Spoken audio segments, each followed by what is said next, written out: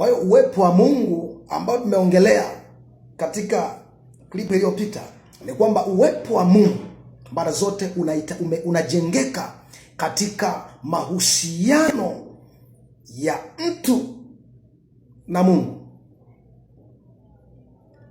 Kwa uwezo ukasema unafanya mahusiano na Mungu wakati zile interests za Mungu wewe hauzijali, hauzithamini. Sasa ili Mungu aweze kuthamini interests zako, ni lazima wewe kwanza uthamini interests zake. Hiyo namba moja. Usipofanya hivyo, hauwezi kuvuta ule uwepo wa Mungu. Na ninakuambia kitu hiki ni kikubwa sana. Uwepo wa Mungu ni kila kitu katika maisha ya mtu. Uwepo wa Mungu. Usipokuwa na uwepo wa Mungu, ninakuhakikishia kila utakavyokuwa unaomba hautaona matokeo. Utakuwa ni mtu wa kulia. Utakuwa ni mtu wa kutabika. Sasa kuna watu wengine na kwa wanamfanya ni Mungu anakuwa ni rafiki yao tu nyakati zile wana shida.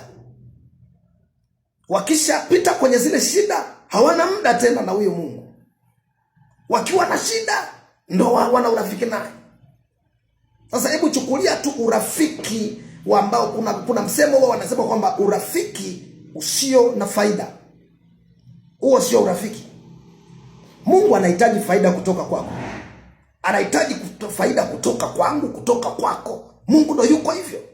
Kama jinsi wewe ukiona rafiki ambaye siku zote yanakuletea tu maumivu, au kuna rafiki yeye kazi yake huwa anakupigia tu simu wakati ana shida.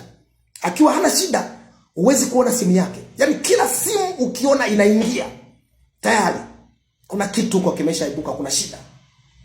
Ukiona tu simu inapigwa inaingia kwenye simu yako, tayari kuna shida. Ukimwona amefika nyumbani kwako, ni kwamba hajaja kwa ajili ya kukutembelea tu, kwa ajili hata dharura kwamba aje kukusalimia, lakini kuna kitu anahitaji kutoka kwako. Huo sio urafiki.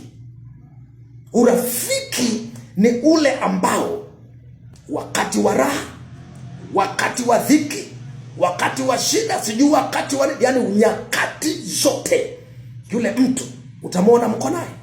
Utamwona mko naye. Kuna wakati atateke trouble, atakupigia simu, atakuletea kizawadi.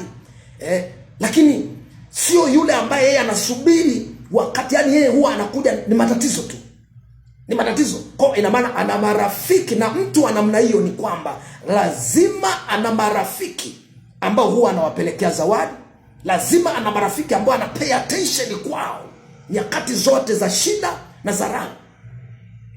Sasa Mungu na yeye hawezi kukubali kwamba wewe awe ni Mungu wakati tu wa matatizo, sio wakati wa raha. Wakati una furaha wala hana urafiki na wewe. Wakati wewe mambo yako ni mazuri, hakuoni hata unakwenda kumtolea sadaka, hakuoni unakwenda kutoa zaka, hakuoni unapeleka shukrani nyumbani mwake. Hakuoni yani hata unawaongoza watu katika kutenda haki. Yani wewe ndio kinara wa kutenda maovu, lakini mema unayaongea tu mdomoni. Na tuna watu wengi sana wa namna hiyo ambao kwa sasa wanaongelea mambo mema, mambo mazuri, wanayaongea mdomoni tu. Lakini ukienda katika matendo yao, wanachokitenda ni kitu tofauti kabisa. Na hayo ni ishara mojawapo, ni indicator inayoonyesha kwamba watu hawa wamemwacha Mungu. Mtu aliyemwacha Mungu ni mtu ambaye utaona kabisa kwamba maisha vile anavyoviongea ni tofauti na anavyoviishi. Yale mazuri anayoyaongea ambao na Mungu anayapenda ni tofauti na maisha anayoyaishi. Utamkuta gizani anafanya vitu vizito sana. Kwenye mwanga watu wanawafurahisha kweli, wanafurahia, wanasema mtu si huyu, rafiki si huyu. Sasa Mungu anapendezwa na wale ambao hawajamwacha. Wale ambao hawajamwacha, wale ambao hawatoi sadaka zao kwa miungu, kama ambavyo tuwesoma kitabu cha Yeremia sura ya 19 tukaishia mstari wa 4, ambao mstari wa 5 anasema nao hao watu ambao walikuwa wanatoa hadi sadaka za watoto wao, ina maana wanateketeza watoto wao wenyewe. Mstari wa 5 anasema hao wamemjengea mahali pake palipo juu. Ina maana wanamuinua shetani, sasa anakuwa kiwango cha juu, ili kuwachoma moto wana wao, wawe sadaka za kuteketezwa kwa Baali. Anasema vile vile tendo nisiloliamuru mimi nini Mungu anaongea hivyo? Ni tendo ambalo hakuliamuru yeye, kwamba watu wawe wanatoa sadaka ya watoto wao kwa Baali, watu watoe kafara ya watoto wao kwa ajili ya mali. Mungu hakuliamuru hilo.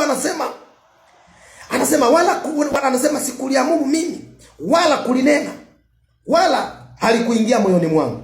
Anasema basi angalieni, siku zinakuja, asema Bwana, ambazo katika siku hizo mahali hapa hapataitwa tena Tofeth, wala bonde la mwana wa Hinomu, bali bonde la machinjio. Kwa nini litakuwa ni bonde la machinjio? Kwa sababu Mungu alikuwa amepanga kabisa kwenda kuwasambaratisha, kuwamaliza wote, kwa sababu wao si wanachinja watoto wao, wanatoa sadaka, na yeye anataka kuwachinja waondoke wote katika uso wa dunia. Anasema nami nitalitangua shauri la Yuda na Yerusalemu mahali hapa, nami nitawaangusha kwa upanga mbele za adui zao. Unataka usiangushwe mbele za adui zako? Unataka usiaibishwe mbele ya adui yako? Nikwambie, kama unahitaji hayo yatokee katika maisha yako, cha msingi ni wewe kutokumwacha Mungu. Cha msingi ni wewe kuzingatia uwepo wa Mungu. Ni kwamba kama haujaokoka nyakati hizi, ninakuambia dini haitokusaidia. Dini zimekuwepo hata kabla ya Yesu Kristo kuja, na hazikuwasaidia watu, hazikuwapeleka mahali popote. Yesu Kristo ni kila kitu. Habari ninayokuambia kabisa iliyo ni njema ni kwamba Yesu Kristo anakaribia kuja. Anakaribia kuja Yesu Kristo. Unaweza ukatype tu hapo chini amina kama unaamini katika hili, na Mungu akubariki. Na wewe ambaye hujaokoka, okoka. Ni wakati wako wa kumkimbilia Bwana Yesu, ili siku mbaya zisikuangamize, siku mbaya zisikuharibu, kwa jina la Yesu Kristo aliye hai.